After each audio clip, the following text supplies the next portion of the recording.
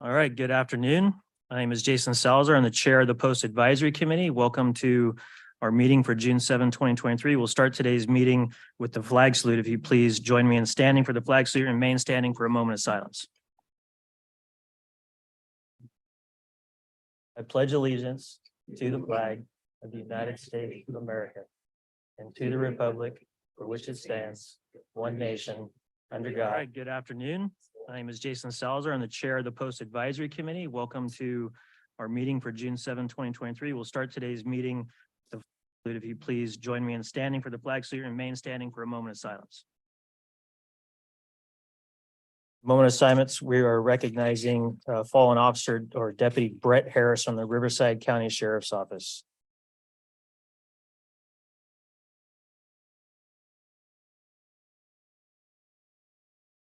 Thank you. You may be seated.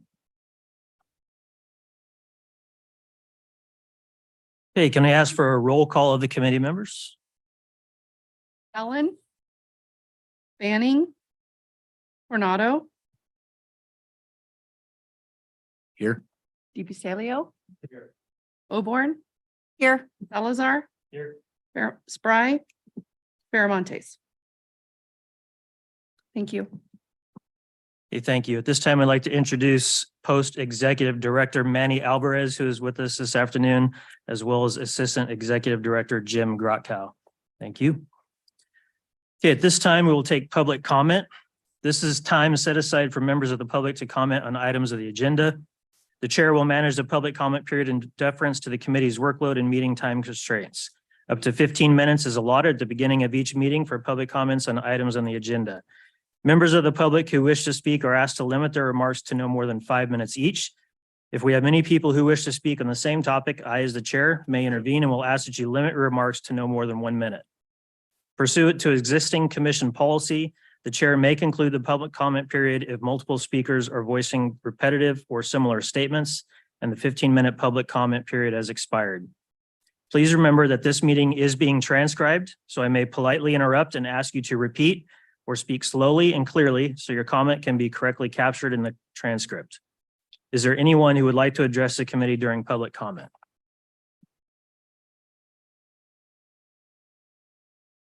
Seeing none, we will move on to action item number A, which is approval of the minutes. We will start with approval of the action summary on March 22nd, 2023.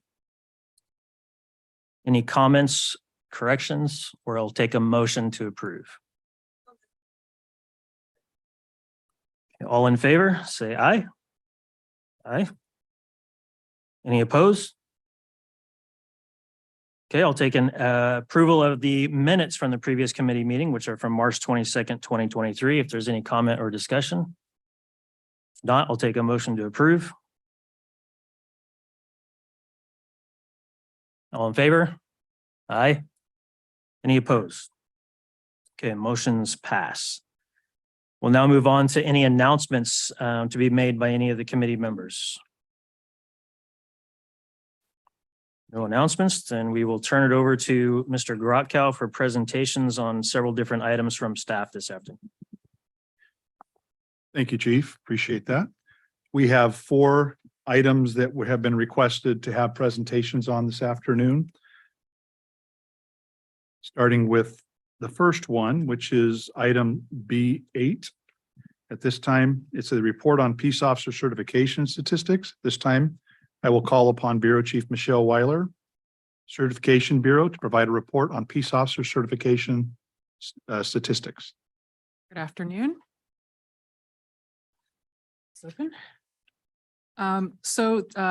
Here to report on the peace officer certification statistics for our latest reporting period, which is March 1st through May 31st, 2023.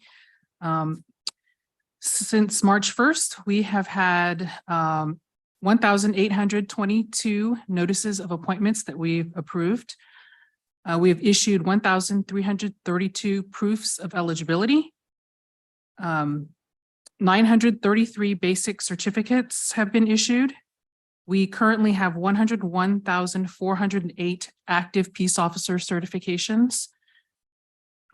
We have 153,743 inactive peace officer certifications. And as a reminder, that number dates all the way back to anybody that's in EDI from the time that post first came about. So that is going to always be a slightly inflated number. What was that number again? If I could ask repeat. 153,743.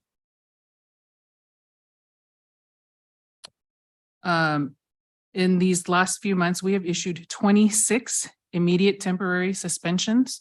As a reminder, those are the suspensions issued by the executive director, at the executive director's discretion upon review of allegations of misconduct. There are certain criteria that need to be met, and I believe Anne Marie Delmanayo will be going over those with you this afternoon as well. We have disqualified 2 individuals based on Government Code 1029 disqualifications. That will also be discussed later. We have accepted 1 voluntary surrender in this reporting period. And during this reporting period, we have had 1,535 affidavits of separation submitted. Of those, 59 are related to allegations of serious misconduct.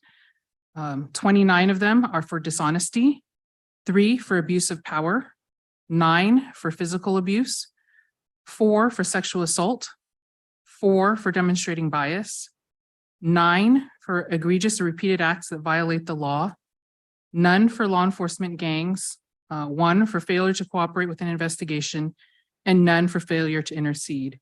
And again, with these numbers, they are slightly skewed, could be slightly skewed in their representation because an affidavit of separation could indicate multiple allegations of serious misconduct if a peace officer was separated pending multiple allegations of misconduct. So they could represent one officer that could, one officer could have multiple of these allegations as their reasons for separation.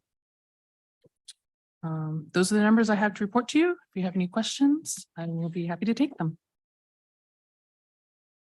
Any questions from the board members?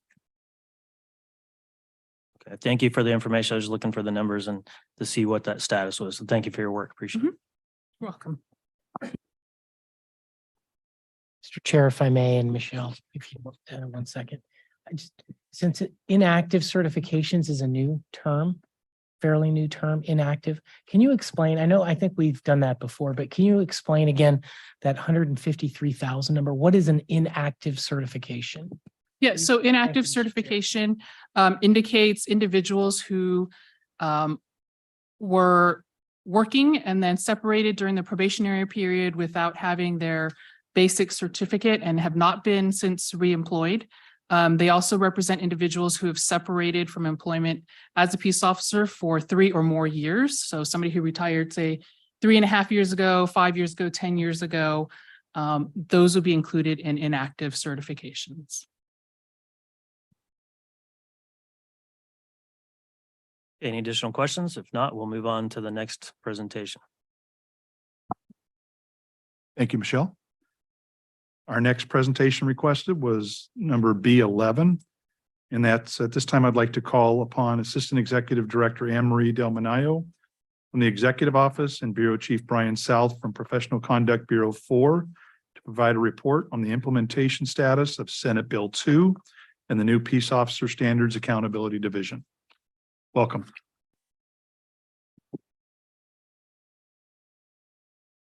Good afternoon, Chair Salazar, members of the committee. We're going to kind of split this in 2.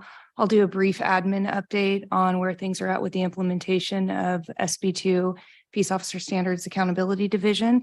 And then my colleague, Brian South, will cover some of the serious misconduct volume and case specific information that I'm sure is of interest to all of you. So we were about 6 months in, just shy of that. And we now have a volume of cases that you're going to hear about just briefly, but I want to provide you a little bit on our staffing update because I know that's a topic of interest that comes up frequently in terms of trying to fill these positions that are really important to the work that we're doing in the division. We're about 45% filled in the division. We have 40 staff of the 89 positions. We have about 11 full-time permanent law enforcement consultants in place. We also have hired a number of retired annuitants. We have 6 right now that are helping and supporting the law enforcement consultant positions.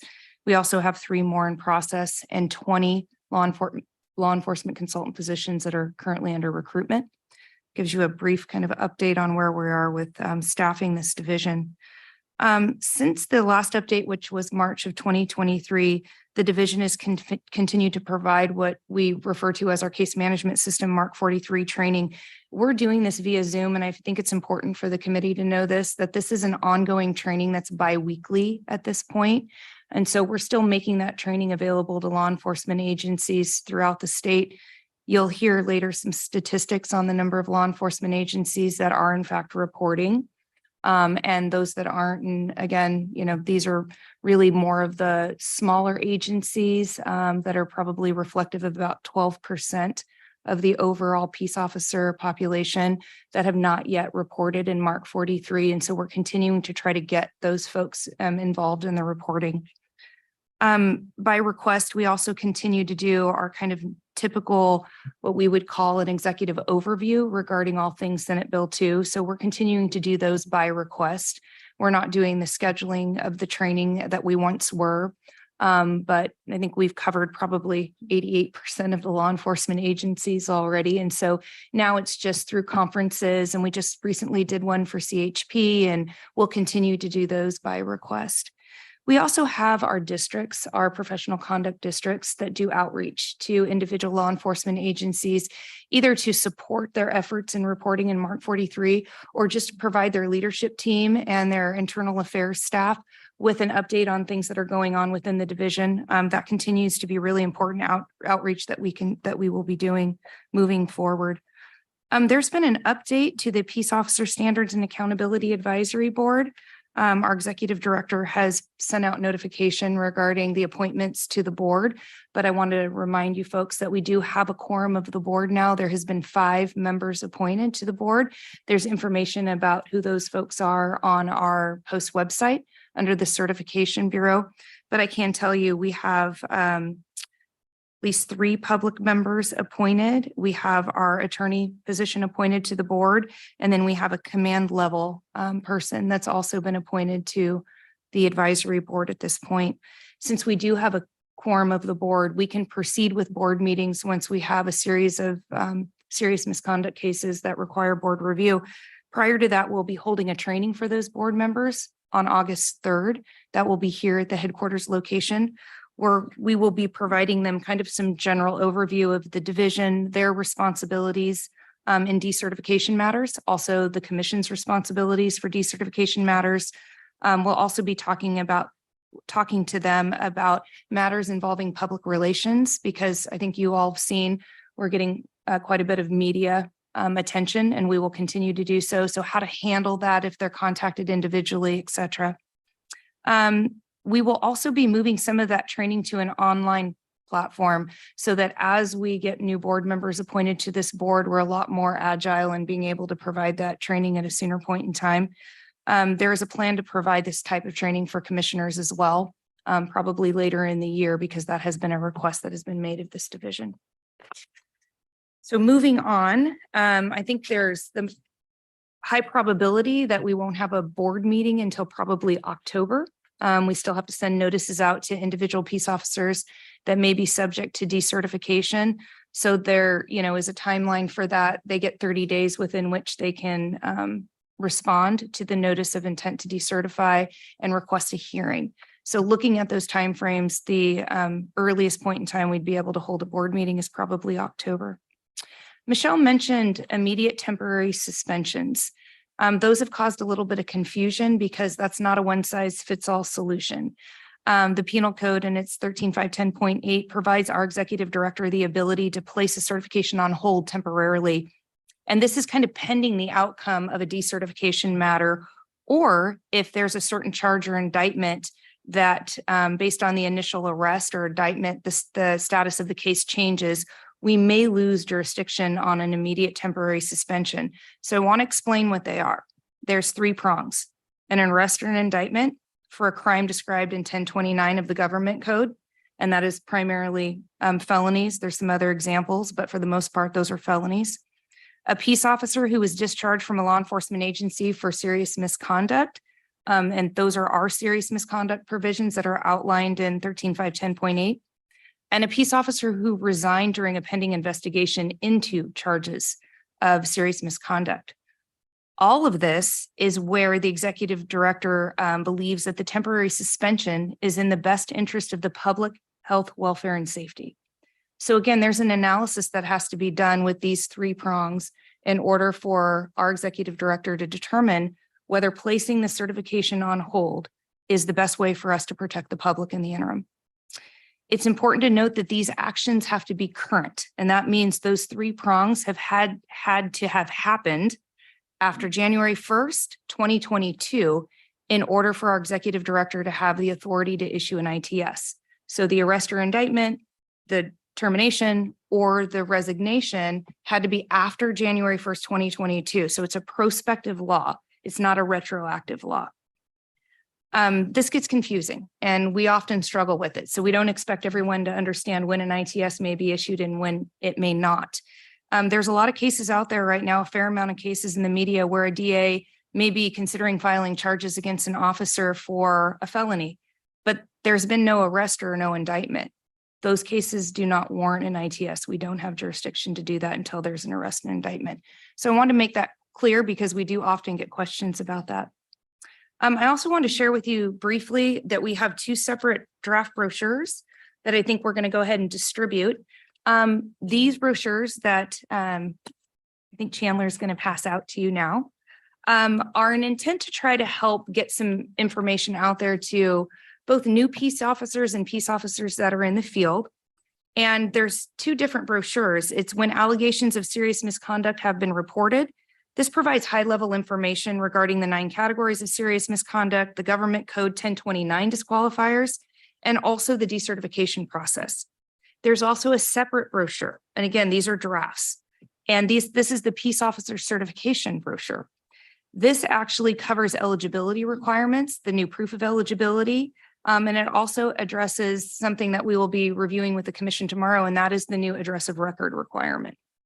The brochures are designed, as I mentioned, to provide officers with general information regarding SB2, but it also includes links to a more comprehensive explanation of what all of these provisions are.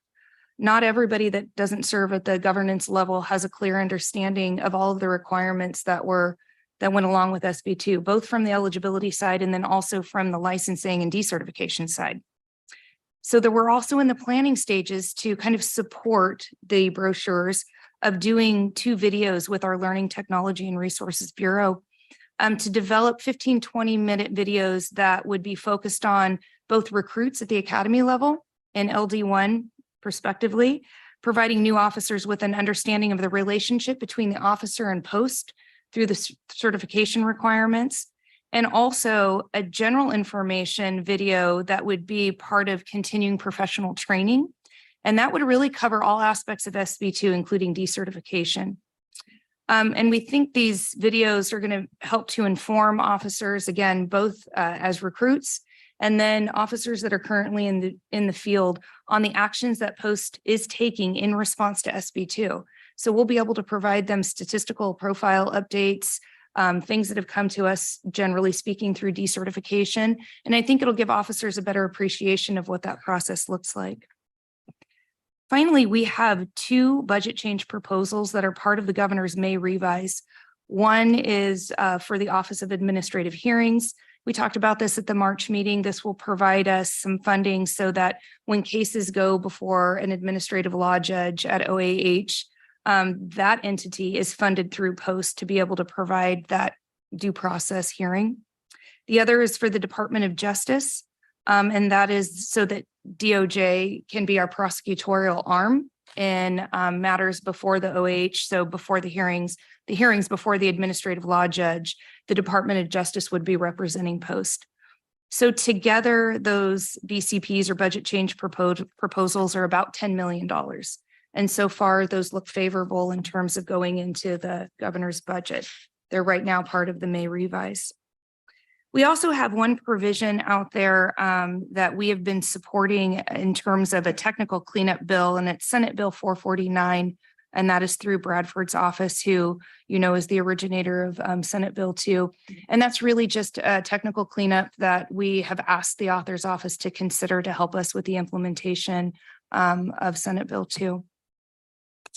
And I think that was all that I wanted to, oh, one last thing.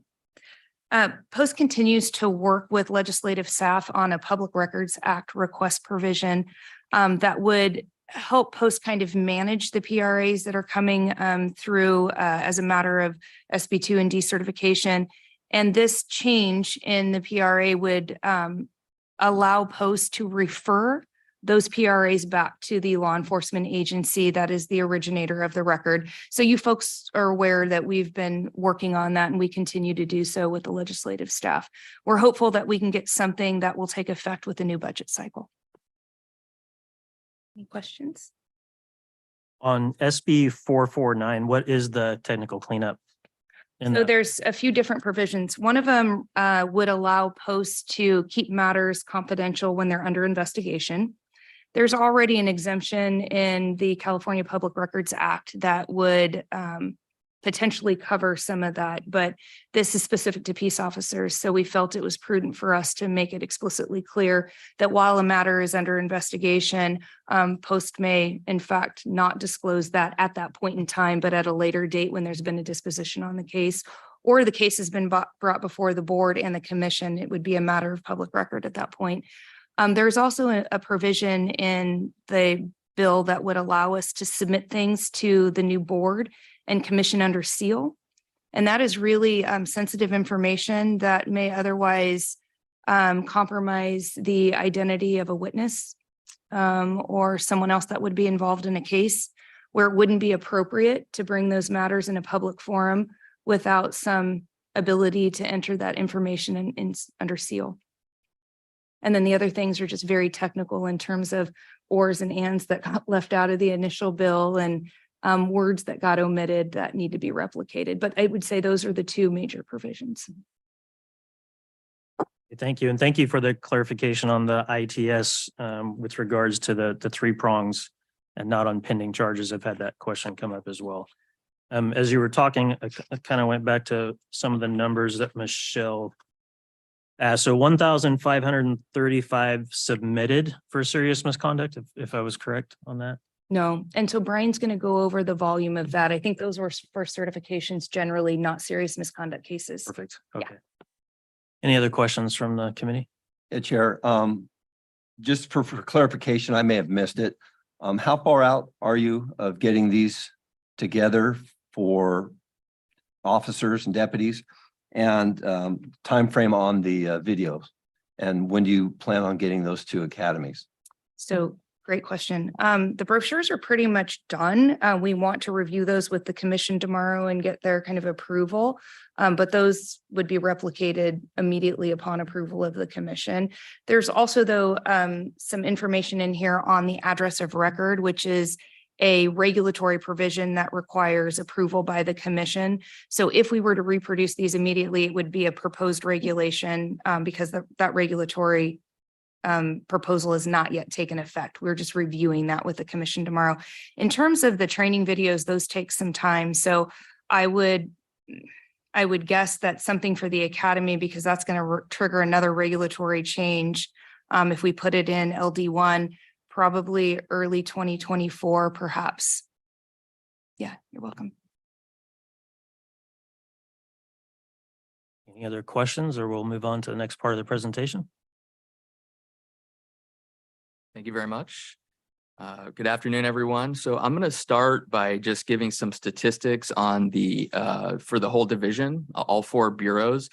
We are down to 75 agencies total that do not have a Mark 43 license, which, given the amount of agencies that we have in the state, we're down. The vast majority of agencies are now in the system and have a Mark 43 account. We did do active research to assist and support agencies with access to and use of the platform, and we're going to continue to do that. 345 agencies have not yet submitted any misconduct reports into Mark 43. As Anne Marie indicated, those are mostly smaller agencies. So we're going to be actively doing outreach and working with those agencies to offer any additional training that may be necessary and to go over the requirements and the reporting criteria. So that work is ongoing. We have had a total of 10,941 external reports that have been received to post into POSAD. Of those, 9,742 are the agency misconduct reports. We've had an additional little over 1,000 follow-up reports made. So those are when agencies are providing an additional report with additional information for us. And then we have 173 post-public complaints. Those are received directly to us from the public. We do anticipate that the volume could potentially increase because we're approaching the retroactive deadline for agencies to report, and that's July 1st. So that volume could increase as we get closer to that deadline. But we're continuing to triage reports for prioritization, and our professional staff is working on the non-actionable retroactive cases to close those, and that's really helping clear the backlog. So far, we have had a total of 1,667 serious misconduct cases closed that have come in for our viewing.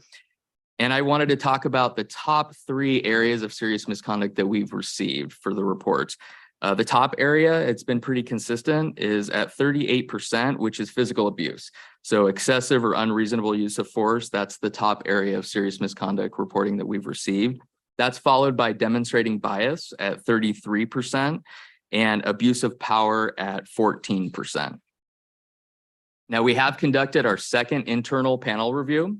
So after both internal panels, we now have a total of 11 cases that have moved forward to the executive office review. And of those, 7 are in legal review. And those cases are getting prepared right now for a notice of intent to decertify to be sent to the officer involved. That's what I have on the statistics. Are there any questions, Chair, that on the statistics? No, thank you. Those are the numbers I was looking for. Perfect. Any other questions or comments from the committee? Yes, Sure. Chair. Could you tell me again the amount of folks that are not in the system yet that haven't reported anything? You said it was 345? Right. So we have 75 that have no Mark 43 licenses, but then we have 345 that have not submitted any reports. So there could be agencies that have a Mark 43 license, but that have not yet made any reports. So that figures 345, and we're going to be doing outreach to those agencies. Okay. And not to put you on the spot, but for the public's interest, for the amount of work that you folks have done, how many departments are in the state of California? I think we usually say around 850, 650, 650. 650. Okay. Thank you. Any other questions or comments from the committee? Okay. Seeing none, thank you. So the last thing I wanted to talk about is how we're approaching media and high profile cases. One of the things is Post now has an Office of Public Affairs. So one of the things they help us do is notify us of any cases that are in the media. And so they'll make a notification to the relevant Professional Conduct Bureau of any cases that are in the media around the state.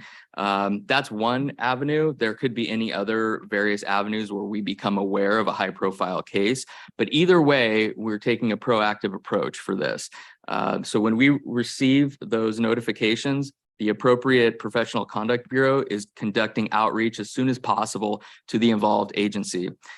There's actually a draft policy currently that requires contact be made. We must make contact with that agency within 30 days. And what we're doing with that outreach is establishing a line of communication with the agency, advising them that we're aware of the incident, and we're encouraging that they make an agency misconduct report if it's applicable as soon as possible. What that does is when we receive the report, we can assign that case to a law enforcement consultant for tracking, for investigation, for managing that case.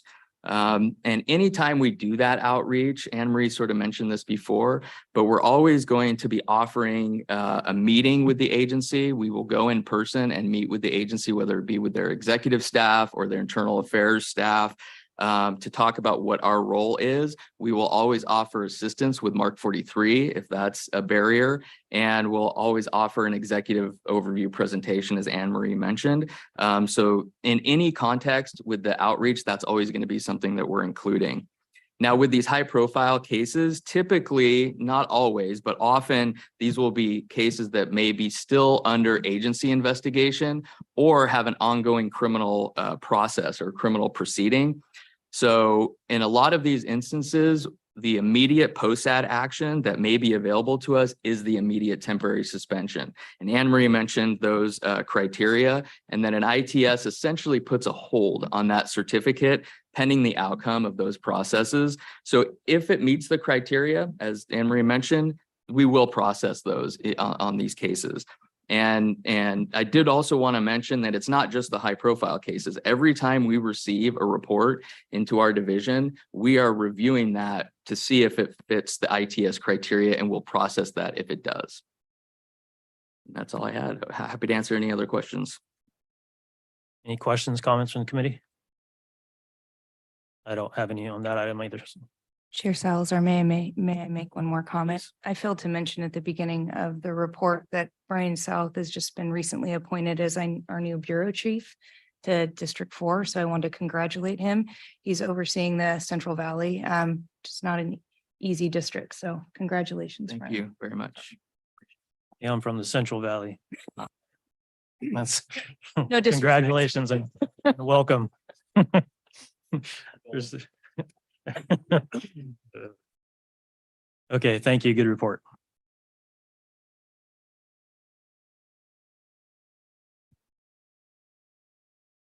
Thank you. The next report requested at this time, Anne Marie Delmanayo, if you want to remain up, sorry. And Chief Counsel William Toby Darden, Legal Affairs Bureau, to provide a report on procedural overview of serious misconduct cases to the commission or to the advisory committee.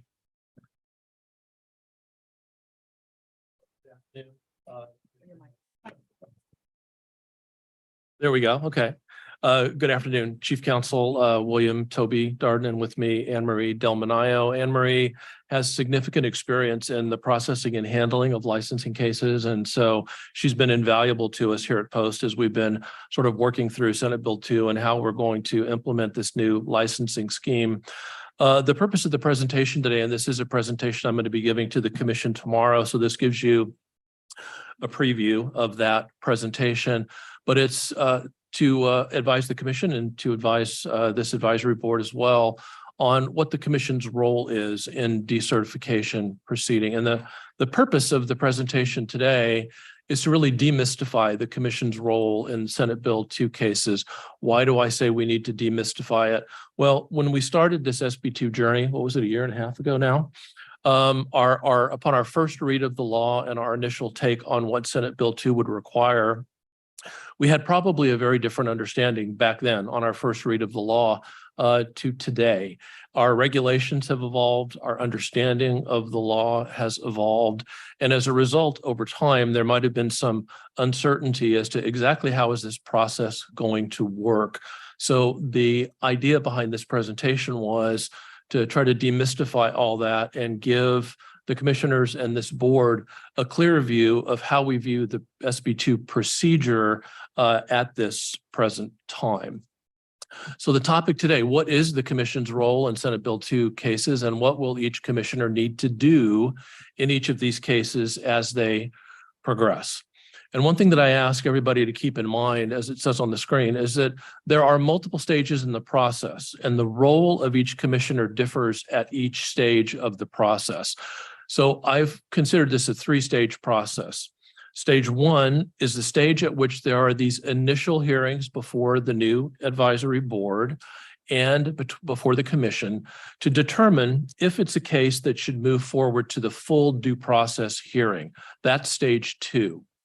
We'll talk about each of these stages, by the way, as we go through the presentation.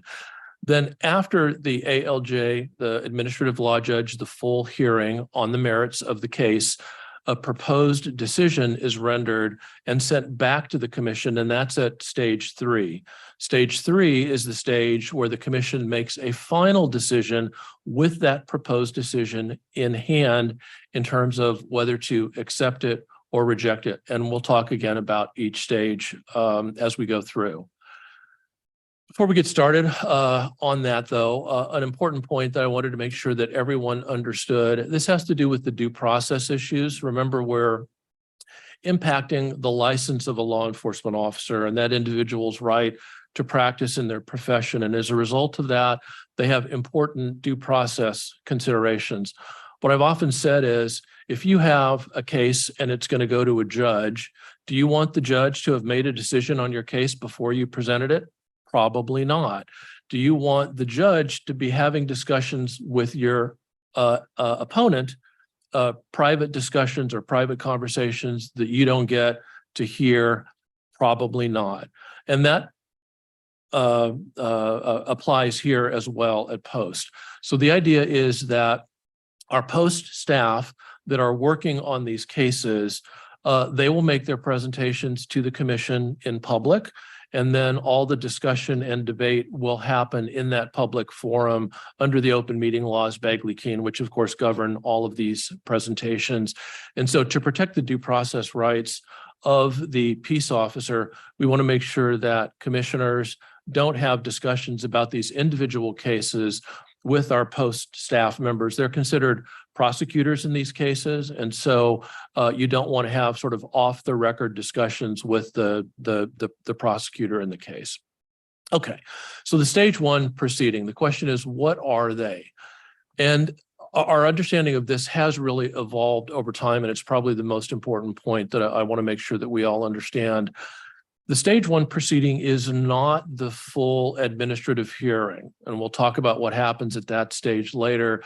This is, under the statute, simply an opportunity for the board to receive the findings of the division's findings of its investigation, and then to decide if, based on those findings of that investigation, if it's the kind of case that should move forward for a full evidentiary hearing before an administrative law judge that will hear all the evidence, consider the legal and factual arguments, and make a decision.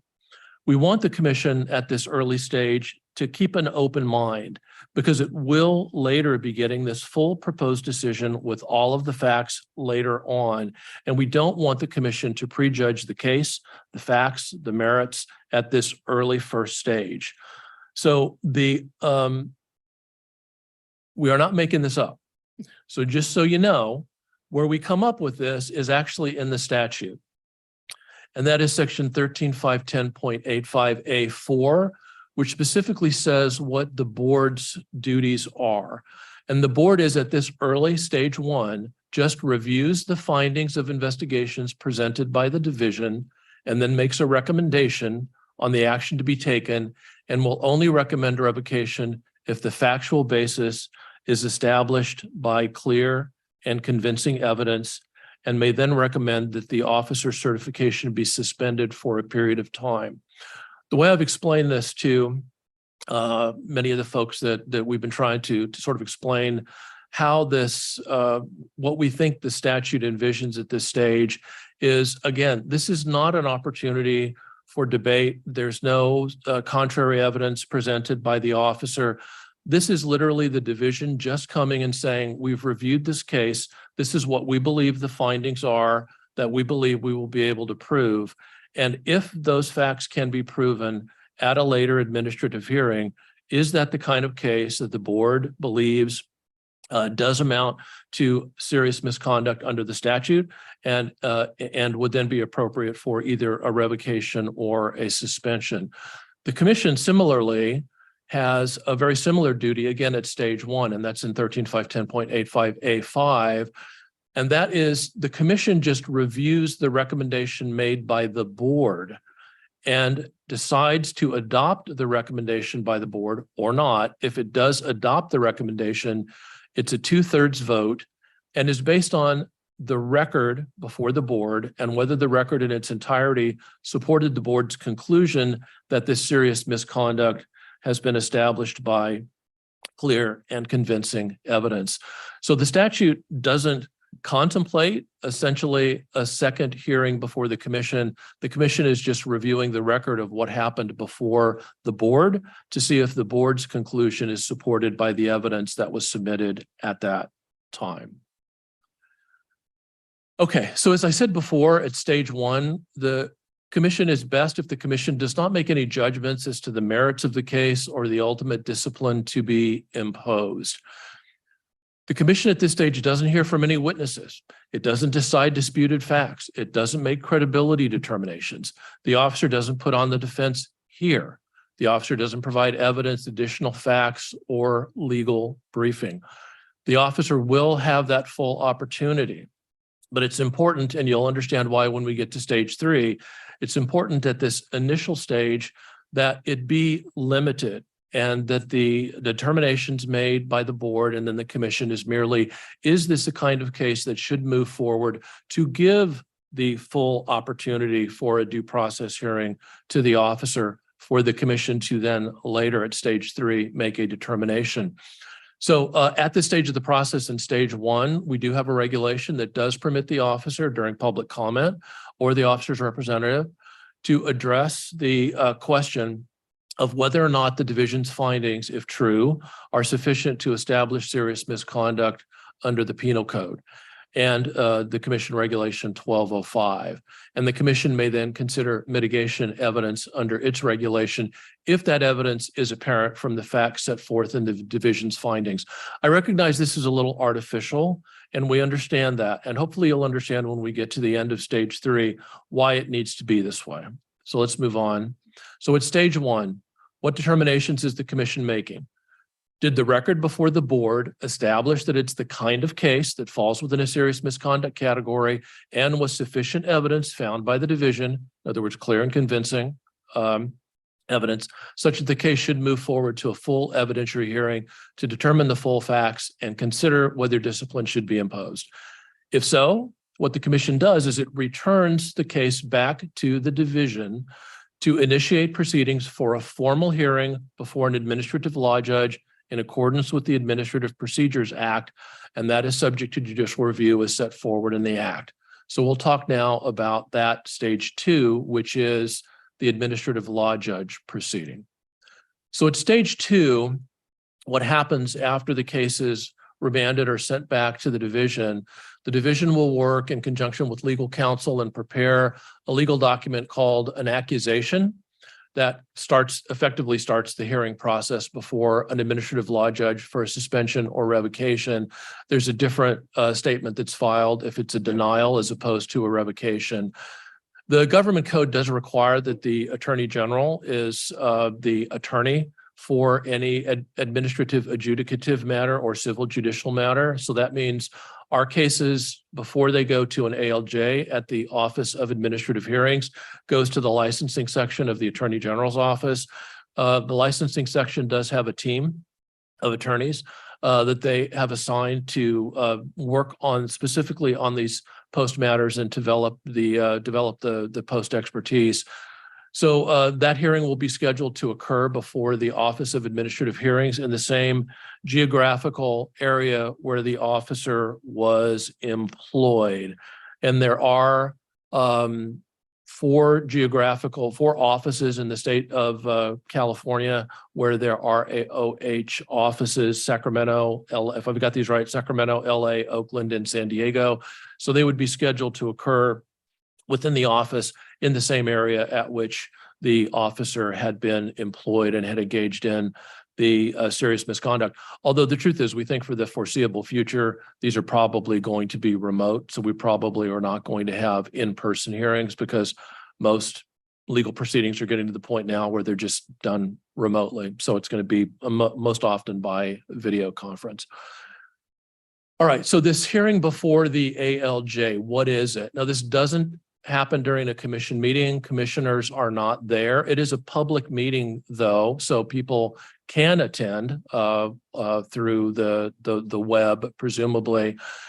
So by law, it is something that is a public meeting, but it's not done here. So there's no jury. Each side does have the right to call and examine or impeach any witnesses. Evidence can be presented, arguments, legal arguments, and factual arguments can be presented to the administrative judge. The admissibility of evidence is somewhat similar to a civil trial, but there are some important differences. And the most important difference is that relevant evidence is defined as evidence which is the sort of evidence on which responsible persons are accustomed to relying upon in the conduct of serious affairs. And so there is a slightly relaxed rule on the admissibility of evidence in these administrative hearings. There are circumstances in which hearsay evidence can be admitted in these cases, but generally only if it supplements or explains other evidence which is admissible. And affidavits in some cases can be used in lieu of live testimony. But in large part, this is going to look like a civil jury trial or a civil bench trial. Sorry, not a jury trial, but a trial that would be conducted in civil court before a judge. All right. So at the end of that hearing, the judge prepares a proposed decision. The proposed decision would look at the legal and factual issues, make findings of fact, conclusions of law, and have a proposed decision with respect to the discipline to be opposed in the case. That's supposed to be done within 30 days of the close of the hearing. Post can file the proposed decision and serve it on the officer within 30 days of our receipt of it. But our service and filing of a proposed decision, if it's done, is not an adoption by the commission of the proposed decision. That happens later. All right. Now the government code steps in now and says, gives us the options in terms of what we can do, what the commission can do once it has received the proposed decision from the administrative law judge. The proposed decision is going to be considered by the commission in closed session. There's no right, and this isn't just SB2, this is generally in the government code. There's no right by the officer to file an opposition to the proposed decision or to object to the proposed decision by the ALJ. And so when the commission reviews the proposed decision, it has 5 very clearly delineated possible ways that it can handle the proposed decision. And that has to be within 100 days of receipt of the proposed decision. It can adopt the decision in its entirety. If it does that, the proposed decision becomes the decision of the commission. It can reduce or otherwise mitigate the proposed penalty set forth by the ALJ, but adopt the balance of the proposed decision. It can then, as the third option, make technical or other minor changes in the proposed decision and then adopt it as the decision. However, that's limited to a clarifying change or change of a similar nature that doesn't affect the factual or legal basis of the proposed decision. Basically, make minor corrections and then adopt that as the decision of the commission. The fourth option is to reject the proposed decision. We don't have to accept it. We can reject it. And then there's a couple of options. You can refer the case back to the same administrative law judge if available, or to another judge to take additional evidence. That's if, after our review of the decision, we believe that there was some evidence that was not considered and should have been. So again, we can reject it, send it back to the ALJ and ask the ALJ to take this additional evidence. If we do that, then the judge is to prepare a revised proposed decision based on that additional evidence and the transcript and other papers that are part of the record, and then furnish that revised proposed decision. The final option, and I apologize for the tiny type there, is to reject the proposed decision and decide the case upon the record, including the transcript, or upon an agreed statement of the parties with or without taking additional evidence. What does that mean? It means we can reject the decision in its entirety and decide the case. The commission can decide the case itself. How's it going to do that?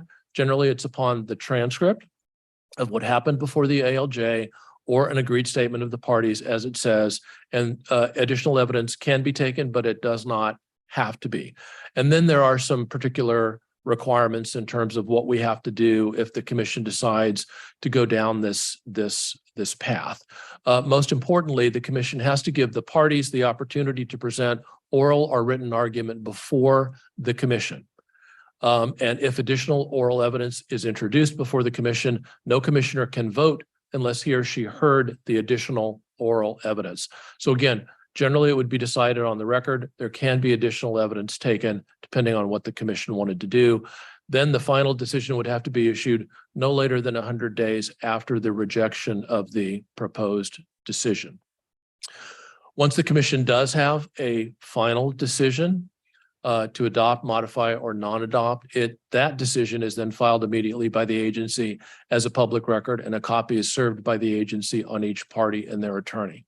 So in other words, stage 3, I hope it's become a little bit clearer. Stage 1, the division is simply saying, we've conducted an investigation. This is what we found. This is what we think we can prove. Do you think this is the kind of case that moves forward as serious misconduct? Do you think that based on the facts that we presented, that's clear and convincing evidence, or there's a high probability that these facts are true? Stage 2, the administrative law judge hearing, where the officer gets their full due process rights, findings of fact, conclusions of law, and then an opinion is sent back to the commission. The commission then considers that and then makes the appropriate decision based upon the full factual record submitted by the ALJ. That's really all I had on this. Anne-Marie, did you have anything, or we can send it out to questions, send it out for questions? Any questions or comments from the committee?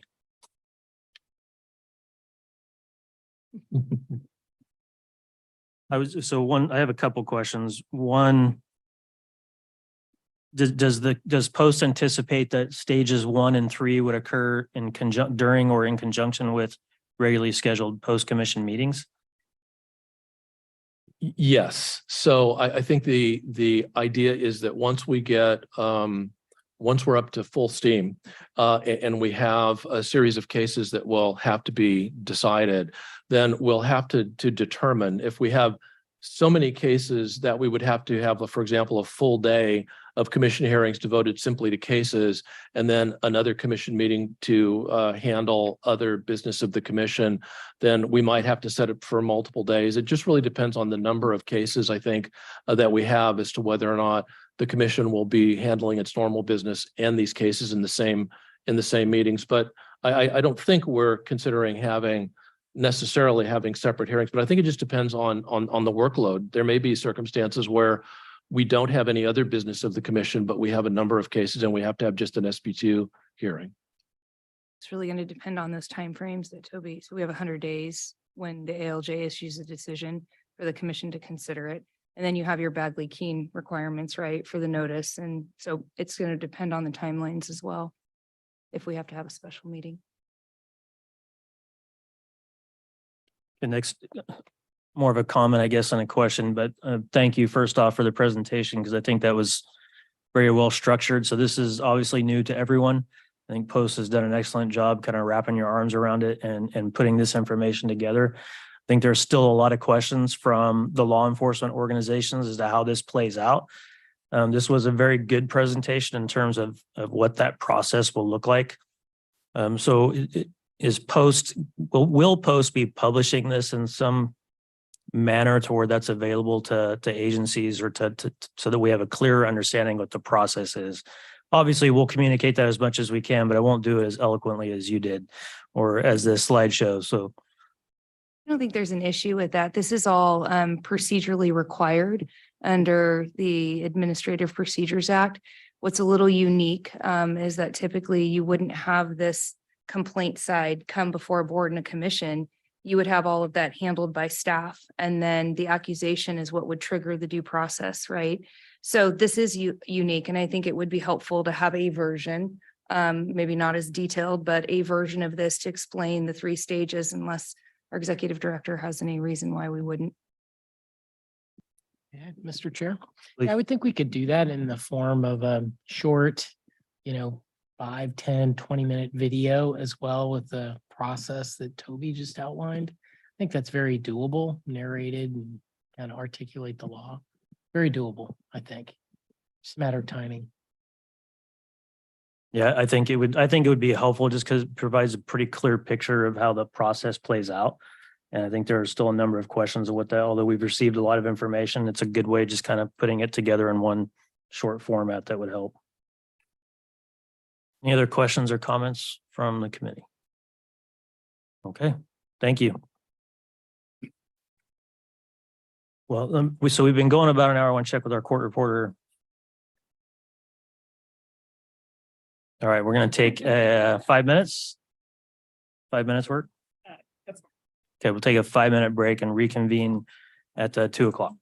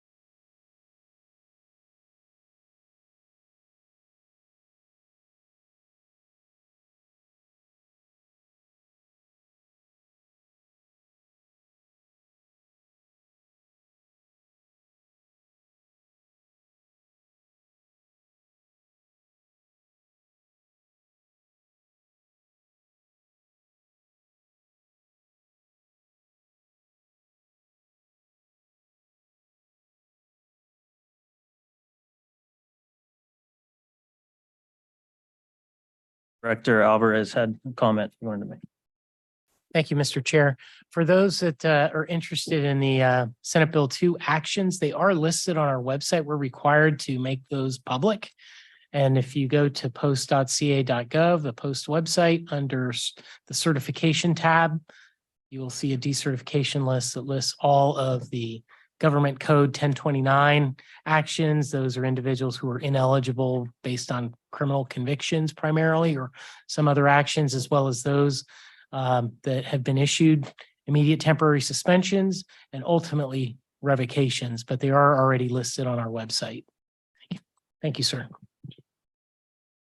Okay, thank you. And Mr. Grotkow, one additional presentation, I believe. Thank you, Mr. Chair. Our final presentation, I'd like to invite up Staff Services Manager Jennifer Dwyer from the Management Counseling and Projects Bureau. She'll provide a report on the proposed changes to Commission Regulation 1011, 1015, and 1957, Commission Procedure D15, and training specifications for public safety, the post-public safety dispatcher basic course. Good afternoon. I'd like to get started this afternoon by giving you guys a little bit of history on the project that we're going to discuss. In July of 2021, Post staff started an updated job task analysis on the position of the public safety dispatcher. The prior one had been written in 1991 with an update in 2011. Our jobs have changed tremendously with the advancement of technology and other tasks that dispatchers have. So the job task analysis was started. This project was instrumental in providing the support and resources and data to drive the updates for the basic course. It was handled internally by my colleague Irene Wang-Chi of our Strategic Communication and Research Bureau. These type of research and reports typically take 12 to 18 months. I needed it sooner, and while collaborating with Irene, she was able to complete it in 9 months. From research, data collection, validation to publication in 9 months. So huge lift by her, tremendously helpful to the dispatchers, and very, very fortunate to have her as a partner in this project. She began immediately when I asked for the job task analysis by hosting workshops with dispatchers throughout the state to create questions for the survey. The survey had a total of 3,000 questions and took an average of 2.5 hours to complete. Huge survey. It's hard to get people to want to take that, right? But surprisingly enough, we had a 25% response rate on that survey, which is huge. It's a huge turnaround. We could only guarantee that it went to 3,600 users. And that was based on a mass notification sent to Post profiles. However, at the time, looking at data in EDI, there was over 7,900 public safety dispatchers in the classification, but only 3,600 had active Post profiles that were marketed towards the public safety dispatcher. When you can create your Post profile, you can select the different topics and areas of interest so that you get the pointed bulletins for those. Seeing the huge disparity in the data, we launched a huge marketing campaign. We leveraged Post social media outlets to get the survey out. We tapped the professional organizations, APCO and NENA, to help us with reaching members. We reached out to OES's State 911 Advisory Board and asked them to share it with members across the state. We created a flyer to give to our TDC regional reps to provide to the regions when they were out doing compliance checks and talking to people so that we could reach as many people as possible to get this data in. Again, a collaborative effort with everyone at Post. It really helps push the movement forward and get the data and information out there. While Irene was working diligently on that, I began visiting our private presenters to see how they were presenting the basic course. I went to 5 different presenters between the time of August and December. I wanted to see who was taking the initiative to present contemporary information. The basic course has not been updated since 2011. So time for an update. I wanted to see who was already doing it, who was pushing out some of the newer information. I was able to see the Riverside County Sheriff's Department, Golden West College, who offers a webinar presentation of the course, I was able to see a presentation by Sacramento Police Department and South Bay Training Consortium, and then Napa Valley College. I wanted to see a sampling of the different types of presenters we had to see if one was doing something different over the others, what type of instructors they were using, how the students were responding to the information that was being relayed. It was nice to be in the back of the room and remember taking that course myself when I had lateraled from out of state as a dispatcher. So being able to hear the students and their experiences and things they were getting from the course was instrumental. I want to be able to include their experiences and the things that they were craving as we started updating the curriculum. After my visits to the presenters, I started gathering my subject matter experts together. We used dispatch graduates of the SLI program. The dispatchers have been invited to participate in SLI as of 5 years ago. So really wanted to capitalize on the tremendous leadership program we have here and get those leaders into the training. We included postmaster instructors. I included some of the academy presenters that I was able to see, those who were phenomenal speakers and engaging with their students. I wanted their input as well. We used members of the professional organizations, APCO and NINA, members of OES 911 branch. We used subject matter experts at the recommendation of the RIPA board's calls for service subcommittee. They were able to provide some insight on people who they thought would be beneficial, and I was able to include them in some of our workshops. We had members of the public, law enforcement agencies, state, city, county, training officers, managers, all different levels of dispatchers that are found in the comm center. And then other state agencies, the Department of Developmental Services was able to participate in one of our workshops. We had several nonprofits such as the ARC and NAMI were able to participate as well. I wanted to find a huge pool of subject matter experts so that we could match the expert with the topic. In total, there were 45 individuals who participated in the rewrite of this curriculum.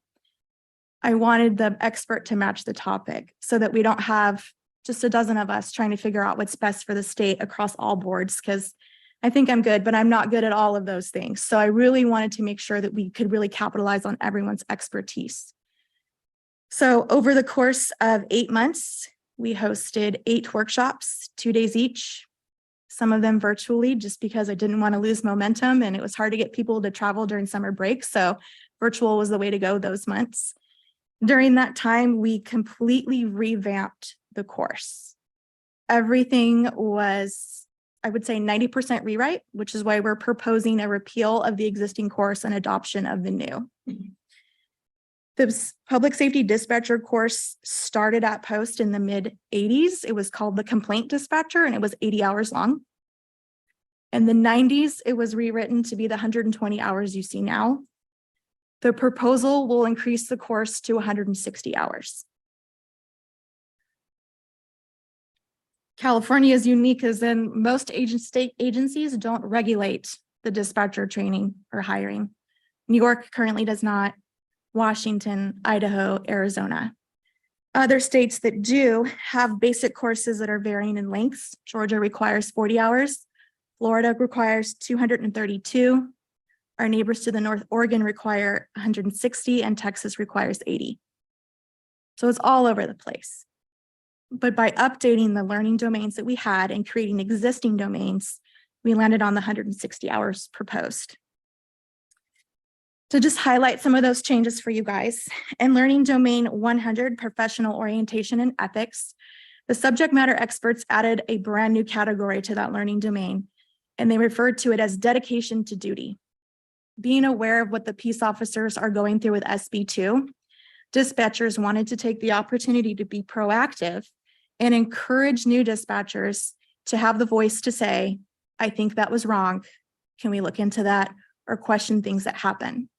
And that discussion came about when we were discussing instrumental cases such as George Floyd. One of the first people to testify in that case was a dispatcher who had notified the sergeant that she thought that there was an excessive use of force occurring. So by able to say, hey, you can have those conversations, the subject matter experts thought it was important for us to equal our peace officer partners. And as part of being a professional, now being recognized as a first responder in California, which didn't happen until January 1 of 2021, they want to be seen as equals. And therefore, to take that ownership and having those conversations was important, and it was added to professional orientation and ethics. Learning Domain 101, the criminal justice system. That had a lot of great information. However, it was hard to make the connection of how that relates to public safety dispatchers, right? You need to know how your piece fits into the puzzle. From start to end, your call can be pulled, it can be discoverable, it can be information in a case, and you need to know the importance of the role that you have and how it plays all the way through the criminal justice system. So that was rewritten with the lens of how their piece, I said, fits into that puzzle. For intro to law, it's just very tip of the iceberg. Criminal law, we added a little bit more on civil law. While most of us aren't dispatching those resources, we act as a referral. So you need to be able to understand the differences. And okay, if it's an eviction, I work at a PD, I don't do that, but I do know that you can go to civil, or the sheriff's department has a civil unit. So just to give them that baseline foundation of these are some questions you're going to ask, because not everybody calling in is asking a criminal question. So to be able to have the foundation to articulate, no, that's civil because XYZ.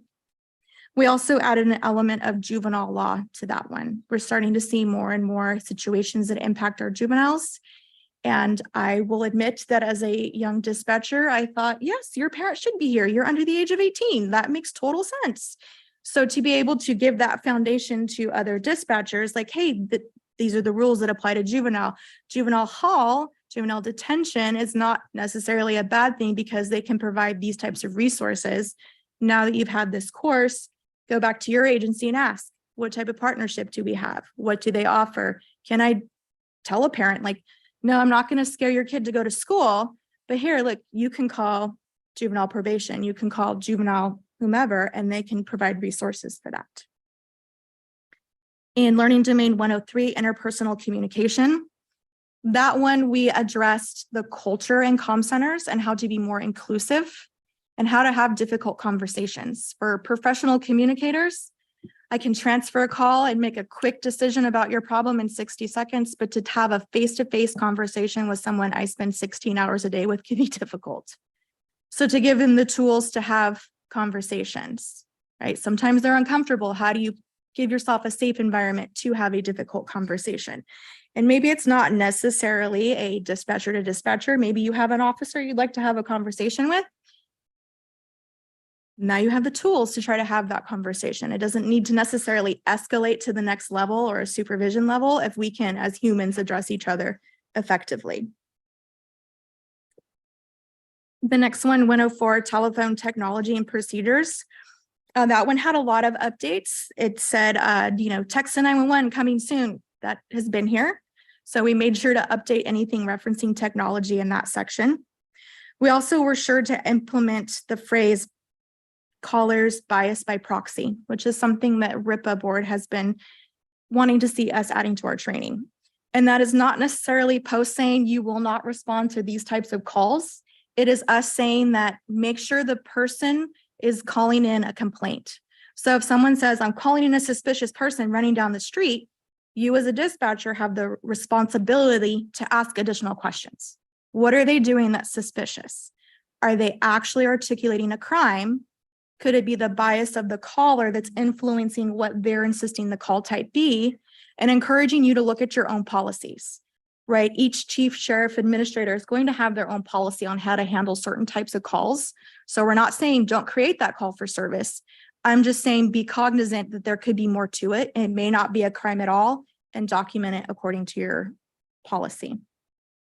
Another section that we added to the 104, the telephone technology and procedures, was to be cognizant of your caller's preferred pronouns.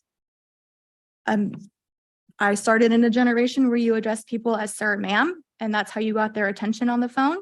And so now it's, if, address them by name, ask them, do you have a preferred pronoun?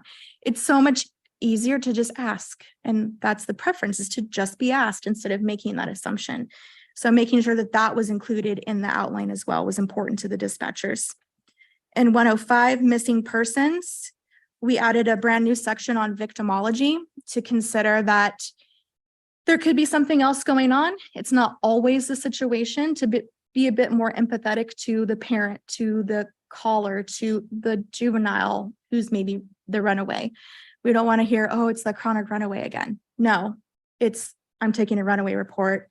this is what I need. Let me go this way, that way. Again, referencing the preferred pronouns. California CLETS does have the ability to enter non-binary. So ask that person, is the missing person. Go through your repertoire of questions, anything additional they would like to add, and document that appropriately. In 106, domestic violence, we talked again about the victimology. There wasn't too much in that one about the victimology, understanding the cycle of abuse, the power struggle that happens, why somebody doesn't leave, and be empathetic to that. Again, we don't want to become complacent to where we're like, oh, it's the so-and-so's residence again. You know how that's going to go. We don't want to do that. It's a new call every time. This is why sometimes they have to call 5, 10, 15 times. It doesn't matter. It should be getting the same amount of excellent customer service and the same continued support. In 107 was originally community policing, cultural diversity, hate crimes, gang awareness, all in one unit. It is now just community policing. Those have all been separated so that they each have their own focus appropriately. As I was visiting presenters, a lot of them were already splitting it, not presenting all of those topics in one, and having multiple speakers come in to handle each different section of it. Felt it was appropriate to split them so that each of those got the attention they deserved. In community policing, we added a huge portion on procedural justice. That's what's being taught in our regular basic course to our peace officer partners. It needs to be taught to dispatchers. They need to be speaking the same language when they all are back at their respective agencies. In 108, child, elder, dependent, adult abuse. That one was updated as well. The victimology, the understanding that, again, not the complacency. You take a call from Mrs. Older lady, and again, she's saying her son is doing this, that, and other thing, to not chop it up to, oh, she's having a moment, or this is what's going on, that's what's going on. Just take it at face value, treat her with excellent customer service, get the information, and then go from there. 109, everyone's favorite CLETS. We headed that, we mostly cleaned up that section. We broke it down by system and the minimum requirements needed to run a query. So you don't always have to have name, date of birth, gender. You can run things with just name and date of birth. So to break it down for the dispatchers, the different systems and the minimum content needed to query in each of those systems, and then the types of returns you can get back. So clear, valid, stolen, what have you, just so they would have the idea of what that was supposed to look like. The next one is 1010, radio technology and procedures. Again, updated that one for the technology. We left it vague so that as technology transitions and grows, we don't have to come back and update the training specs. In that original one, it talked about flipping the audio recording tape. We haven't had to do that in a long time. We haven't had to transmit our own FCC call signs in a very long time either. So remove that out. They did actually add a bias in 110, and that was to be cognizant of your tone and pitch on the radio. How we relay information can set them up for a response. Paul Taylor did a study on priming of officers by dispatchers, and the way that we can give information or not provide information can prime the officer to have a particular response.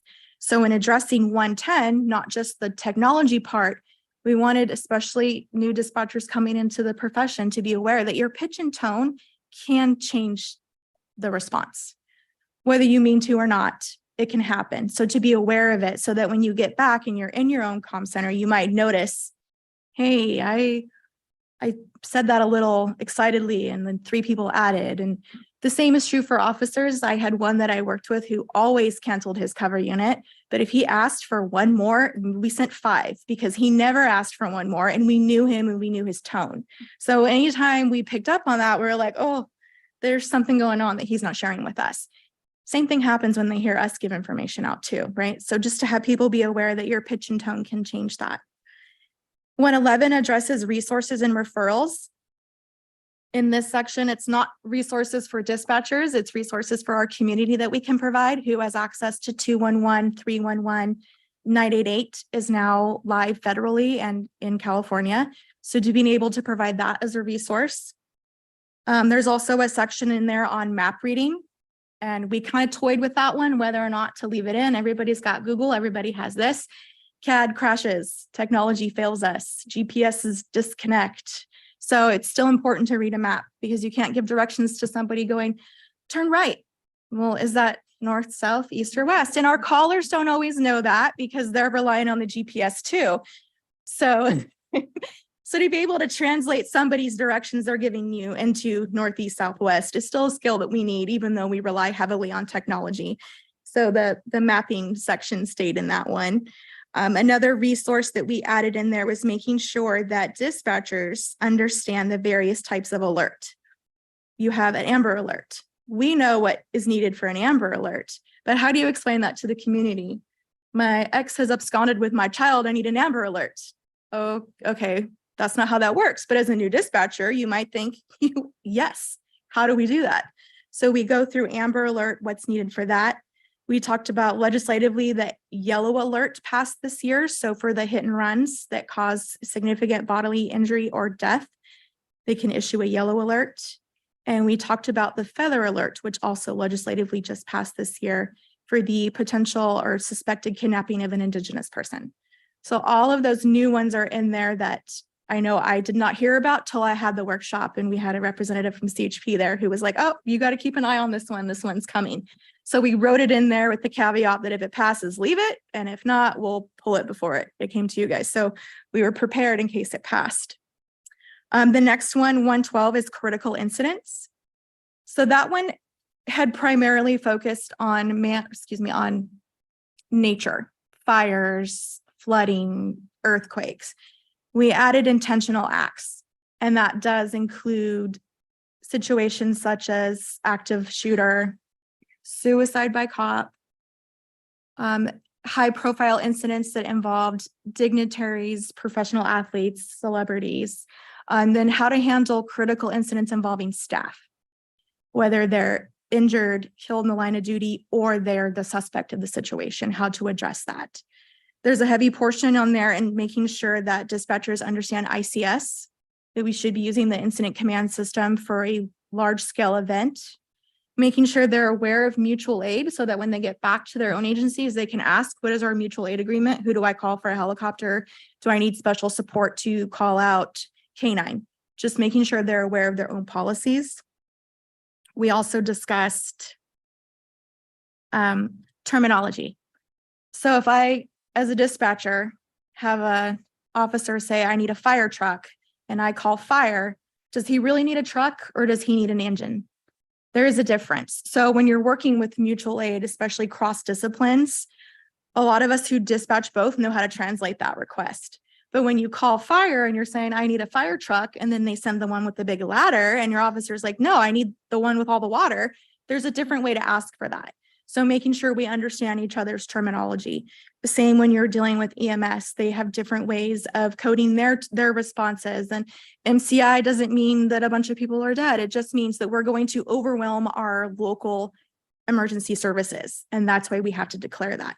So understanding the differences and in mutual aid and how to ask for resources when you need those.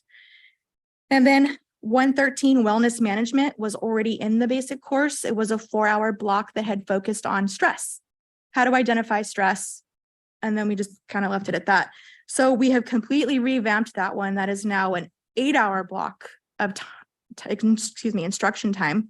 And without prompting the subject matter experts, it almost mirrors the proposed LD 14 in the officer's basic course. So their new wellness domain. I was fortunate enough to be invited to sit in on that workshop. So I had the proposed training specs, didn't show that to them, and let them just kind of explore and move things around. And I was impressed that it almost mirrors both of them. So that's another way for us to kind of encourage those relationships. If we're all getting the same level of initial wellness, then how great is it that now that can be a support to my peace officer partner? I've had that difficult conversation that I was encouraged to do. And I've discovered that, hey, we're both struggling with something. And we both were given the basic tools to work on that. So I'm excited that that one came out the way it did. Then we get into the new proposed learning domains. 114, mental health conditions and intellectual developmental disability awareness. We had public members on this one, California Department of Developmental Services, the ARC, NAMI, a representative from California Civil Rights Attorney. And it was a great opportunity, first of all, for us to learn from each other because they had a lot of questions too. When I call 911 and I just need some help, why do you ask all these questions? So we're able to go back and forth about that kind of stuff. And then we're able to say, well, what are we supposed to do? Like, how can I help my officer determine what he's going to when we have a caller who can articulate that? So they were able to give us some resources and tools and a different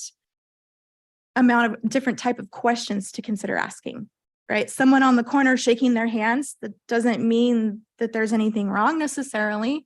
Maybe that's how they calm themselves. So you could articulate to your officer, hey, his caregiver called me. He's doing this. He's flapping his arms and shaking his hands. We're not asking dispatchers to diagnose anyone, but to just have that thought that it's not necessarily something nefarious that's happening.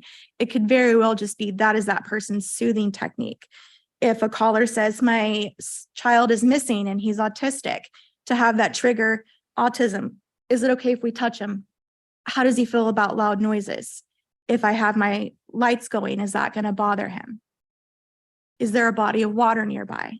So different types of questioning that we can start using in our tool bag, because now we just have this basic knowledge of there might be something else going on. How do I ask more questions to help get the resources this person needs? Another new learning domain that was being proposed is 115 human trafficking. It's been several different types of bills have been in legislation the past few years regarding this topic. It is something that is huge in our state. Sacramento is a hub, unfortunately. So we were able to create a very dynamic block of instruction on this that focuses on human trafficking, sex trafficking, and labor trafficking, and how the different signs and things that can be going on, why some crimes are not being reported because of the fear of retaliation, the fear of deportation if they're not here legally. So being able to understand why there's that hesitation, why someone may not want to report a type of crime, there may be something else going on here. Again, not to tell them that every time someone calls in, they should be asking, are you okay? Are you being trafficked? But just to give them the knowledge that there may be something else happening and you need to consider these other avenues. If they're hesitant to answer questions, maybe there's a reason why, and kind of give them another avenue to explore. We're proposing 116, which is terrorism and extremist group awareness. It's never been in the basic course for dispatchers. There's a similar element in the RBC, so we wanted to have that knowledge for our dispatchers as well. Specifically, the terrorism extremist group awareness, ransomware attacks are happening at our agencies. So we want dispatchers to be aware that that is an act of terrorism.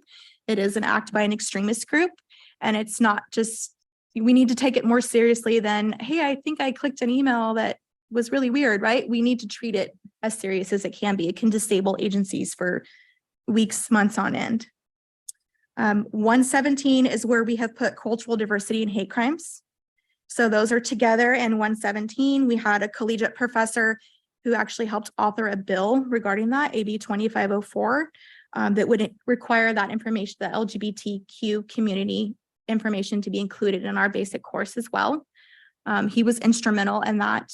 We also had one of the RIPA board's suggested subject matter experts attended that one for the cultural diversity hate crimes. He was instrumental in the updates that we added to that. So it was really a pleasure to have him and work with him. And again, a learning situation where he was able to ask questions of why do you guys do this? Why do you guys do that? My clients are afraid if they report it, they're going to get deported. So understanding the penal code to tell them that doesn't matter. We just want to get you some help. We don't care about that. We just want to be able to get you some support, understanding the difference between hate crimes and hate incidents and the different types of documentation. And that seed is planted so that when they go back to their home agencies, they can say, hey, what is our policy on this? Should I be pulling a report number every time? Should we be documenting these CAD incidents somewhere else? But to understand those are different, but they all need to be tracked for the data. And then finally, that brings us to 118, gang awareness. That one was originally tucked into 107 with all those other components. And that one is a short block, 2-hour block. Gangs have evolved significantly since this one was originally written. This one was written and it focused on knowing the clothing and the color and the different hand signs. But we talked about, do we leave this in or not? How viable is this? And having a sampling from across the state, our Northern California dispatchers are like, we deal with the motorcycle gangs up here all the time. And it's not odd to ask a caller, can you tell me the patches on that vest? Can you tell me, what's happening, what's going on, and that kind of stuff. So it's still in our communities. And so we left it in and we just updated it to leave it more kind of broad based, as in, yes, they're still here. These are some of the things you can look for, different types of questions. Follow up with your agency for policy. Because some of us talked about when we have undercover, sometimes they'll be riding with them and we won't know. So what's your policy on that? And so just different situations that we had as a discussion. And we felt that the discussion alone was basis enough to leave it in there. So we just cleaned it up and updated it so that they would have that. Those are all the new proposed changes. That brings us to the total of 160 hours. So yes, adding a week on. But as you can see with the other states around us, we're not far off base by extending it. The support and liability that we'll be able to take off of the agencies, I think would be tremendous by adding the extra time in to make sure the content is covered thoroughly would be really helpful.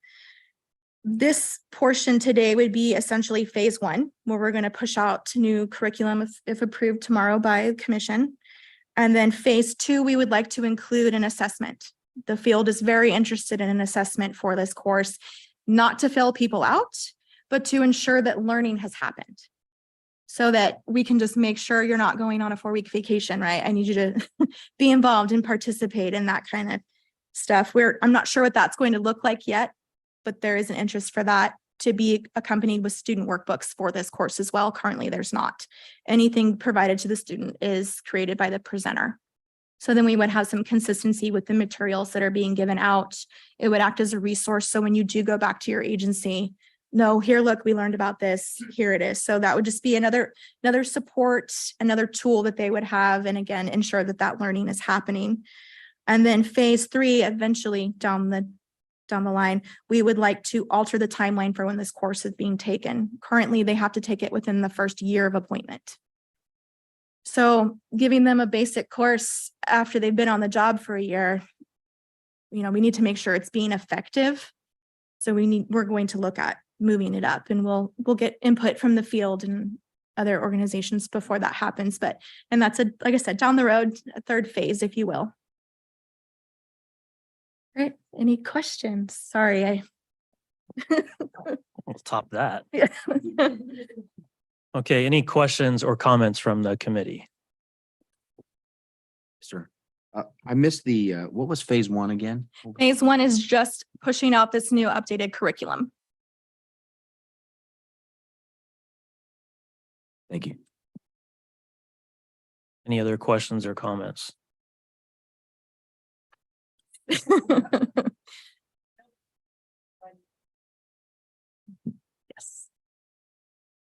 Sir, one more. So you had mentioned the workbooks for phase 2. Is that, so there's no workbooks on this new process for phase 1 or for going to the class for the basic course? Correct. When we first push out the curriculum, there will not be a workbook to accompany it. And that'll also give us a chance to see if anything needs to be adjusted beforehand. The workbook will come in conjunction with the assessment so that the assessment questions can be driven by the curriculum and the workbook. Is the vision moving forward eventually going to be a workbook for these? Like at RBC, you get a workbook, the kids get a workbook. Yes, yes, absolutely. Thank you. And well, I just want to say thank you and appreciate your passion and the work that the post staff did on this item. Dispatch is a big piece of what we do, and I think too often overlooked, but I think they're the true first responders. I mean, that's where that first call comes in, and what we do after that is a big piece of it. So I think this was long overdue for an update, but you did it with a bang and did a great job. And so we appreciate that. So then comes with that is, you do a good job, and then that means now you got to do more because I think all of these were important updates, on the officer side of the training, you see like perishable skills updates, and particularly from 2011 to now being the last update, a lot has changed in that last 11 years in policing.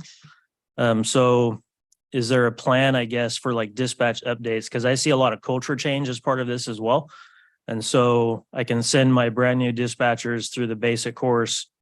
And there, some of them, and I'm going to say 75% of my dispatch staff is probably went through that 2011 update maybe. So, which is kind of frightening, but it's a big culture change and knowledge change that maybe they haven't received these updates on. So is there a plan maybe to do some update for like an advanced course with some of these new items? Yes. So I have provided the proposed changes, the additional learning domains to the Learning Technology Resource Bureau, just to have as kind of a start thinking, what are we going to do? How are we going to bridge that gap between the different dispatchers who are getting and not getting this? Beyond that, I know some of the postmaster instructors who are dispatchers at their agencies are very interested in creating their own update that they would certify through their agency and provide to the region. So we could push that effort. But yes, there's definitely an interest from the field to help provide any support by creating those, like I said, as private presenters are presented to the agency and then opening it up to others. That's good to hear. And I think even from an advanced dispatch update type of perspective, but also in supervision, I think we've come a long way with including dispatch supervisors in SLI.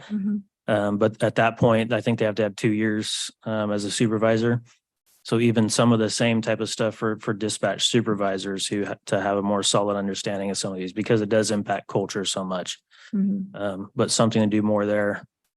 Cal Chiefs had their board meeting last week, and at the region meeting, there's 16 regions under Cal Chiefs, and I would say more than half of them brought up issues and concerns with dispatch, recruitment, retention, dealing with mental health type of issues, a lot of the things that you talked about in these new learning domains. So I think this is very timely and needed across the state. And so I was very happy to see this and very supportive. And I know on behalf of Jamie Young, who was part of our advisory committee before, she was very passionate about this topic. So I'm glad to see this come to fruition. Okay. Any other questions or comments before we move on? Sheriff? One last one, real quick. Maybe I missed it again. Is there a time frame for all of this to get implemented? I know that the stage 3 is quite a ways out, but Yeah, I know you got to take it to the commission tomorrow. Yes, I do not have a timeline for phase 2 or phase 3 yet because the curriculum will go to commission tomorrow. Then public comment OAL, we're hoping for January 1 is when this would be pushed out to the field. Okay, thank you.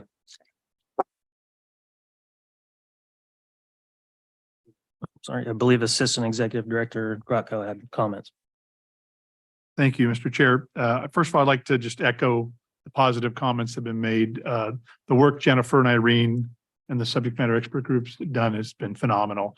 When I got to post in 2016, I was the law enforcement consultant that had the basic course in basic training.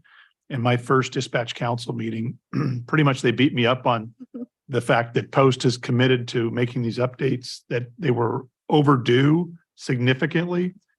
And here we are in 2023, and we're finally getting that done. And that's kudos to the great work that Jennifer has done and the work Irene has done with the research and the group that the SME groups that were put together. This is very needed, and we can't wait 12, 13 years to do this each time. And so having Jennifer on staff to do the work she's doing in this first stage is critical. We didn't want to roll it out as one. We had a lot of conversation. Do we put it all together, stage 1, 2, and 3 together and roll it out? And we didn't want it to be such an extreme impact to the field. So the idea being, let's get the curriculum updated. It's critical to get this done. There's been so many changes, text to dispatch, that has come about in the last number of years that we need to make sure we're keeping up on pace on, and then attacking the other issues as we can, including the workbooks. The concept is that this will return to basic training to roll out once it's been approved. And the idea being that when updates come to legislative changes or regulatory changes, or the need exists out there to make additional changes to the curriculum, that the workbooks and the training and testing specifications for the basic course for the peace officers will also be reviewed for the dispatchers, and it'll be continued not just as a standalone, but to be done at the same time. Because as you can appreciate oftentimes the regulations or the legislation comes impacting to the peace officers, but it actually has a direct impact on what dispatch does. But we have kind of not always embraced that. And so having Jennifer on staff and having the ability to do that moving forward is our goal, so that we do keep up on this and we're not having this many years between. So again, great job. And I know Executive Director Alvarez shares this opinion that just the great work that was done on this. And we really wanted to highlight that. So we took some extra time to do that, since the only person that asked for presentations were our chair on this. So we wanted to make sure that we gave you a good return on investment on the work that was done. So I will, I think, Manny, you had some comments. Thank you, Mr. Chair, and thank you, Jim. Thank you very much, Jennifer, for all you've done. So we asked Jennifer to take her time and present all of the material, because it's not a minor tweak, it's significant, and it's basically decommissioning the old course and putting the new course on. And it's also significant in that the old course is 3 weeks, which is a significant amount of time, but adding a week to a 3-week course makes it more significant, or adds a lot of time. And we expect some pushback. We did present to the commission right before COVID, I think it was 2019, some of the things that we were going to try to do with the public safety dispatcher course. And there were some concerns, specifically with like shrinking the 12-month deadline. You know, we don't want to have various, dispatchers showing up to the course on day one. That's their first day on the job, getting this training, or somebody showing up 11 months into the job. It's not really prudent. So we definitely want to shrink it, and that caused some concerns. That obviously is phase 3. We hope that everybody's going to support that, but we recognize that it's going to be a significant challenge. The assessment part, phase 2, you shouldn't just have to go to the course. You should have to have some testing that's done during the course. Whether it's pass or no pass, or whether you just take a test, is something that remains to be discussed, but there should be some kind of an assessment that's made during the training. You don't just have to show up. The other just thing that Jim kind of touched on, as did the chair, we have 8,000 dispatchers in California, 8,000. Some departments do a great job. CHP, obviously, you have the most. I think you have 800 dispatchers, if I'm not mistaken, at CHP, and you guys do a great job, but not everybody's CHP, and we need to do our part. And to a certain extent, I think we've kind of, I don't want to say failed, but we can definitely do more. Everything that we have done really has, not everything, but a lot of what we've done is we basically told dispatchers, well, just do what the peace officers do for training. We've kind of mirrored some of that, and probably not done the best job. So we need to do more, not just with the basic course. We hope to add additional mandates down the line, additional curriculum for dispatchers. As Jennifer and her team and colleagues were putting this together, some of the things that they talked about were, for instance, perishable skills, and we talked about it this week. There's a perishable skills requirement for dispatchers. It's the same as peace officers. It's 24 hours, but it's take whatever course you want. I'm sorry, perishable skills. They have a CPT requirement, but there's no PSP requirements for dispatchers. Should there be, or should we just say, hey, you can just take whatever course a peace officer takes and that counts? They want PSPs as well for dispatchers, but that takes time and a lot of effort on our part and on the departments to get that done. So we know it's going to be a challenge, but we think we should be doing it. The other challenge for us internally is Jennifer is the first full-time that I'm aware of, full-time, person with dispatcher experience, who is now a post-employee. Previously, we did it with RAs and they did a great job doing it, but it's kind of hard with people that are working, part-time and such. And just talking about all the things that we want to do on the dispatcher side. And talking to Jennifer this week, she said, well, I need like 5 people. And it's like, well, does that include you or 4? 4 or 5? But we probably need to do more at Post. We've taken to create Jennifer's position, we took one of our non-dispatcher positions and created this position. And down the road, we may need to do more of that and take from some of our bureaus that already have challenging issues to get everything done to create more dispatcher products, so to speak. And that will be painful for us to do, but it's the right thing to do. Just appreciate all the work that Jennifer's done over the last 18 months and Irene to put all this together and just kind of move the ball forward. So thank you. And thank you, Mr. Chair, for allowing us to go into detail.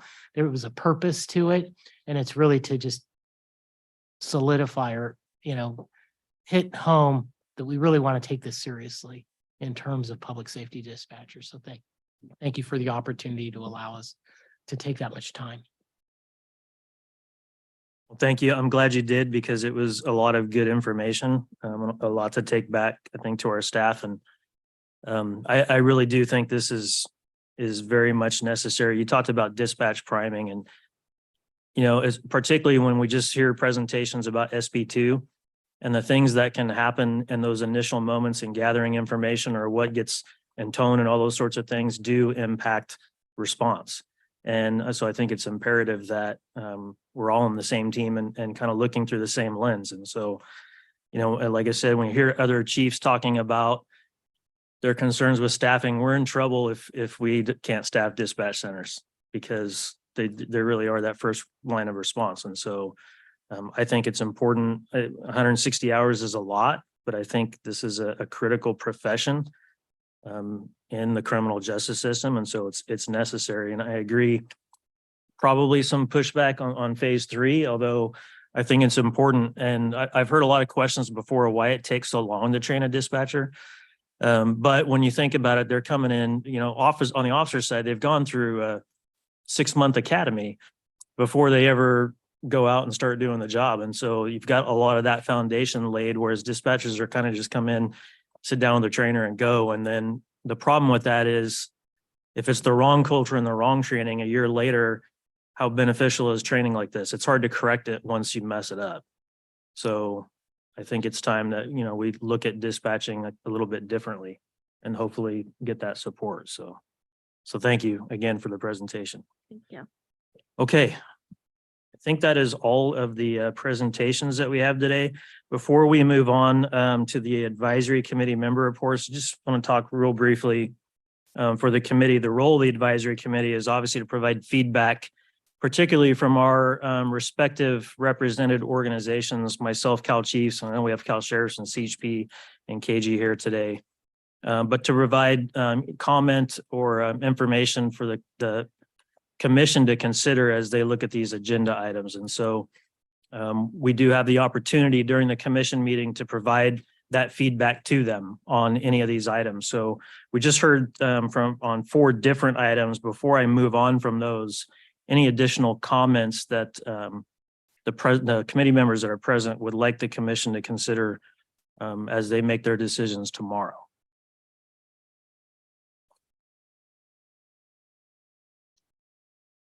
I've taken down some. If not, I'm going to move on just to a brief overview of some of the other items on the commission's agenda that we did not receive reports on. One of those being they will be receiving a report. I believe this is information only from the RIPA board. And a staff report and the RIPA annual report was included in the packet. A number of items related to SB2, but we heard most of those in presentations today. They will receive a report on legislative update.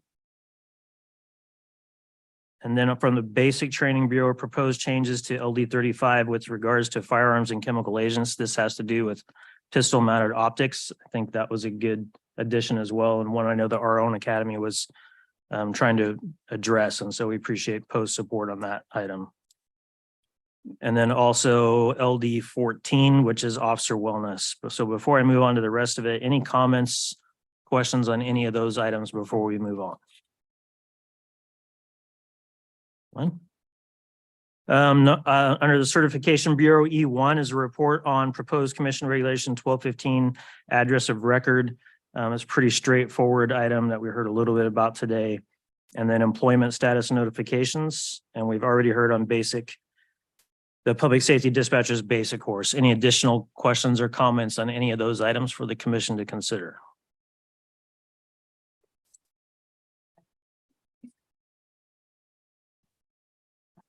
Katie would like to point out that they're really happy about all the work that's done on the dispatchers, because I know that that's impacting some of the colleges and the delivery of their programs. And they want to make sure that there's consistency throughout the state, that everybody's learning what they should be learning. That's something that's come up in our meetings. We truly appreciate them. Okay, thank you. Okay, we will move on then to item number D on our agenda, advisory committee member reports. This would be the time for advisory committee members to report any items from their respective organizations. And I'll start with KG with Kathy. Nothing to report, although we are excited to hear what's happening with AB 89 when it does.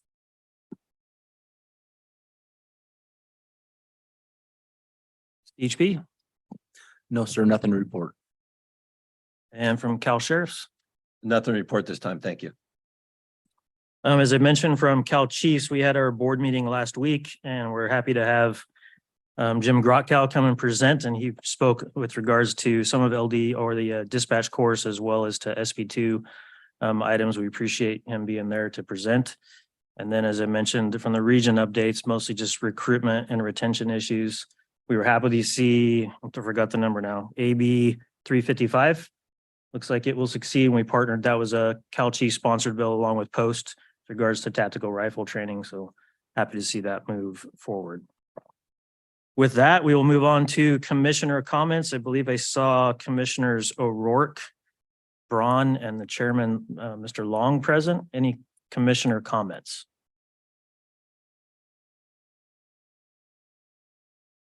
All righty. We have no old business. Under new business, we do have an item that the commission will consider tomorrow. It's a request from PORAC to appoint Sergeant Benjamin Terrio to the Post Advisory Committee as a replacement representative for Deputy Eric Schmidt. So they will consider that. That is informational only for us at this point. And with that, any additional new business from the committee? No? Okay, that will conclude our meeting. So future meetings, upcoming meetings will be held November 29th, 2023 at Post headquarters here in West Sacramento, March 6, 2024, location to be determined, and then again on June 5, 2024. And with that, we will adjourn today's Post Advisory Committee meeting. Thank you.